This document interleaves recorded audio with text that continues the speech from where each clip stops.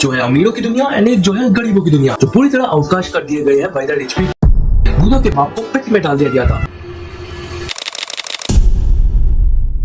अब तक तो तुम लोगों ने गाचाकुटा के फर्स्ट एपिसोड को तो देख लिया होगा, जहाँ मैं तुम्हें आज गाचाकुटा के वर्ल्ड के बारे में एक्सप्लेन करूंगा और साथ ही में इसके यूनिक पावर सिस्टम जिनकी को भी डिटेल में समझाऊंगा। गाचाकुटा की जो वर्ल्ड है वो दो पार्ट्स में बांटी गई है, एक जो है अमीरों की दुनिया एंड एक जो है गरीबों की दुनिया, जो पूरी तरह अवकाश कर दिए गए हैं बाय द रिच पीपल। जहाँ अमीर लोग बढ़िया घरों में रहते हैं, गरीब लोग स्लम्स में रहते हैं। ये अमीर लोग इतने अमीर होते हैं कि इनकी छोटी से छोटी चीज भी अगर खराब हो जाए या फट जाए तो वो उसे डिस्कार्ड कर देते हैं, मतलब फेंक देते हैं एंड उसके बदले नई चीजें खरीद ले आते हैं, जिससे उनके पास बहुत ज्यादा एक्यूमुलेट होता है। एंड यही आता है हमारा मेन कैरेक्टर रूदो। वो देखता है कि ये अमीर लोग कितना वेस्ट डिस्पोज करते हैं, तो इसलिए चुपके से अमीरों के वेस्ट डिस्पोजल एरिया में जाता है एंड वेस्ट को चुरा लेके आता है। रूदो इन्हीं वेस्ट को रिपेयर करता है एंड अपने ही लोगों में बेच देता है, जिससे उसकी थोड़ी मोड़ी अर्निंग हो जाती है। इस चीज में बहुत ज्यादा रिस्क भी है क्योंकि वो पकड़ा कभी भी जा सकता है एंड इस कांड के चलते रूदो को ट्रैश रीडर के नाम से भी बुलाया जाता है। बट किसी ने उसका फेस कभी देखा नहीं, तो उसकी आइडेंटिटी भी कभी किसी ने जाना नहीं। मतलब अमीर लोगों की बात हो रही है, गरीब लोगों को तो पता है। रूदो को बस और बस अमीर लोग ही नहीं बल्कि उसके भी लोग हेट करते हैं। इसका पहला तो रीजन है कि रूदो ऐसी चोरी चकारी करता है जिससे अमीर लोग गरीबों पे अत्याचार कर सकता है। साथ ही में हम इन स्लम्स के बारे में और भी जानते हैं कि इनिशियल ये जो जगह थी ये क्रिमिनल्स के लिए बनाई गई थी, पर वो क्रिमिनल्स के जाने के बाद उनके डिसेंडेंट्स को भी यहाँ ही रहना पड़ा है because of the image their ancestors created. And हमें ये भी पता चलता है कि रूदो का बाप एक मर्डरर था एंड उसी के वजह से, उसी क्राइम की वजह से रूदो के बाप को पिट में डाल दिया गया था। अब तुम लोग पूछोगे कि पिट क्या है? पिट एक ऐसी जगह है जहाँ लोगों को भेज दिया जाता है पर उन्होंने बहुत ही सीरियस क्राइम्स किए हैं, just like murder. And pit हमारे वर्ल्ड के बिल्कुल नीचे है। But before we go deep on pit, हमें कुछ और कैरेक्टर्स के बारे में जान लेना चाहिए। पहला है चीवा, जो रूदो को पसंद करती है, रूदो भी उसे पसंद करता है। दूसरा रेक्टो, जिसने रूदो को बचपन में ही अडॉप्ट कर लिया हुआ था। एंड रेक्टो रूदो को हमेशा एक बात कहता था कि हर चीज के अंदर एक सोल होती है एंड अगर तुम अपनी पसंदीदा चीज को अच्छे से ख्याल रखोगे तो उसके अंदर भी एक दिन ना एक दिन सोल आ जाएगी। इस चीज को याद रखना, लास्ट में बहुत काम आने वाली है। एंड ऐसी एक चीज रूदो के पास भी थी, रेक्टो के दिए गए ग्लव्स। ये ग्लव्स रूदो के पेरेंट्स की आखिरी निशानी भी थी, इसका वो बहुत ख्याल रखता था। एंड ऐसे ही वो एक दिन चीवा को गिफ्ट देके वापस ही आ रहा था रेक्टो से मिलने। वो एनकाउंटर करता है कि एक मिस्टीरियस मास्टरमैन रेक्टो को उसके आंखों के सामने स्टैब कर देता है। एंड रूदो क्योंकि क्राइम स्पॉट पे प्रेजेंट था एंड मर्डर के क्राइम के चलते रूदो को पिट में डाल दिया जाएगा। पिट में जिन्हें भेजा जाता है या भेजने वाले होते हैं उन्हें बहुत ही डिसरेस्पेक्ट की नजर से देखा जाता है। इतना डिसरेस्पेक्ट रूदो ने झेला कि उसकी बंदी भी उसे मुंह फेर लेती है, अस रूदो भाई अस।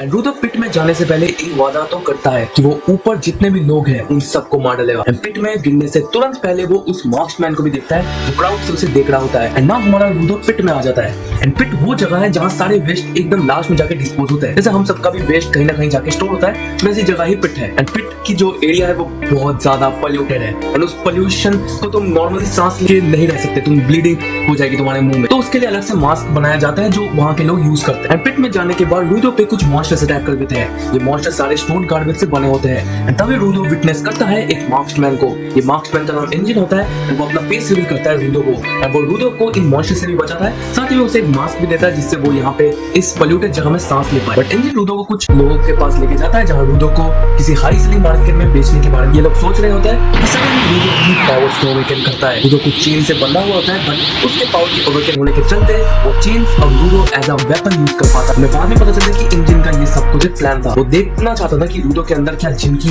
है या जिनकी प्रेजेंट है। एंड यहाँ इंजन वही बात कहता है जो रेक्टो ने कहा था कि तुम अगर किसी भी चीज का बहुत ज्यादा ख्याल रखोगे तो उसके अंदर एक सोल एम्बेड हो जाएगी एंड इन्हीं ऑब्जेक्ट्स को जिनके अंदर सोल आ जाती है इन्हें ही जिनकी कहा जाता है। यहाँ रूदो के लिए उसके ग्लव्स है जिनकी, वैसे इंजन के पास भी जिनकी है उसका अम्ब्रेला, जिसकी पावर एक्टिवेट करने से वो अम्ब्रेला वेपन की तरह बन जाता है। एंड कुछ और भी लोगों के पास ऐसे जिनकीस है एंड जो भी ये लोग जिनकी जो भी इस्तेमाल करते हैं उन्हें यहाँ पे गिवर्स बोला जाता है एंड ग्रुप ऑफ गिवर्स यहाँ पे क्लीनर्स बोला जाता है। एंड हर एक गिवर किसी भी एक ऑब्जेक्ट को जिनकी की तरह यूज कर सकता है। रूदो इज स्पेशल, हमारा मेन कैरेक्टर। रूदो की स्पेशलिटी है कि वो किसी भी चीज को अपने ग्लव से टच करेगा वो वही चीज वही ऑब्जेक्ट उसका जिनकी स्लैश वेपन हो जाएगा। वो ऑफेंसिव वेपन हो सकता है, वो डिफेंसिव हो सकता है, वो उस ऑब्जेक्ट के हिसाब से रूदो पे इफेक्ट करती है। रूदो का तो बस एक ही गोल था कि उसे अब ऊपर जाना है, रेक्टो के कातिल को मारना है। और अगर मैं मेंशन करना भूल गया तो पिट के लोग ऊपर की दुनिया को जहाँ से अपना रूदो आया होता है उसे हेवन बोलते हैं एंड वहाँ के लोगों को वो बिल्कुल पसंद नहीं। एंड इंजन तो बोलता ही है दैट उसे कुछ नहीं पता कि वापस ऊपर कैसे जा सकता है है, बट हाँ उसके बॉस को शायद पता होगा कुछ, एंड इसलिए अपना इंजन रूडो को अपनी टीम